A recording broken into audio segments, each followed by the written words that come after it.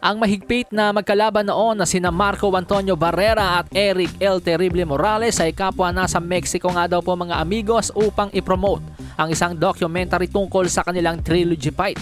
Ipinasilip nila sa media ang trailer nito at sa press conference natanong ang dalawang Mexican legend tungkol sa namamayagpag ng mga Mexican fighters ngayon na sina Canelo Alvarez, David Benavidez at Jaime Munguia.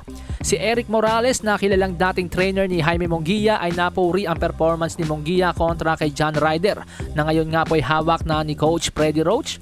Ani Morales, ganda ng laro ngayon ni Munguia. Ayun talaga ang kanilang pinag-aaralan noon pa sa nakalipas na 4 na taon. Hindi basta-bastang kalaban itong si John Ryder pero nanaig si Munguia at gumana ang game plan ni Freddie Roach. Nagbunga na nga daw po mga amigos ang pagtsatsaga ni Jaime Munguia. Natural nabanggit ang pangalan ni Jaime Munguia, 24 anyos na undefeated, may kartadang 43 wins, no losses with 33 knockouts, WBO number 1 contender ni Saul Canelo Alvarez sa kanyang titulo. Kaya naman natanong si Eric Morales sa kung anong masasabi niya kay Canelo at Munguia. Wika ni Morales, dapat nga daw pong labanan ni Canelo si Benavidez ang kanyang mandatory. Pero idagdag ko lang po sa inyo mga amigos na ang mandatory nga po sa WBC ay si David Benavidez. Pero ang number 1 contender sa WBO ay si Jaime Munguia.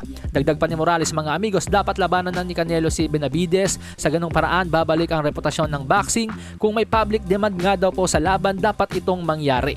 Sabi naman po ni Marco Antonio Barrera, naniniwala siyang si Canelo ang nagdidesisyon o shot caller pero dapat daw labanan nito ang kanyang mga mandatories. Pwede daw pong si Benavidez muna, pagkatapos si Munguia o kaya naman Munguia versus Benavidez at ang mananalo ay lalaban kay Canelo.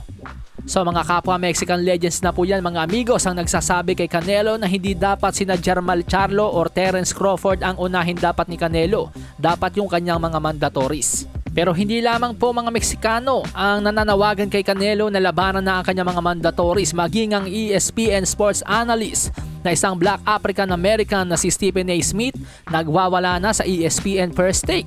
Sinasabing hindi na tama ang ginagawa ni Canelo Alvarez. Taon nang umiiwas si Canelo kay Benavidez, literal na cherry picking na ang pinaggagawa nito. But when you are literally cherry picking one after another, and Canelo Alvarez has been avoiding him. Now this is not right. David Benavidez deserves the shot. Alasahin ang baraha, patunayan mo sa'kin ha. Sino man ang mabunot na kalaban, di ka tatakbo ha. Sa bayan ko sa bayan, papalag ako para sa bayan. Basagan na bungo para sa'kin, putek, pabor, pangayan.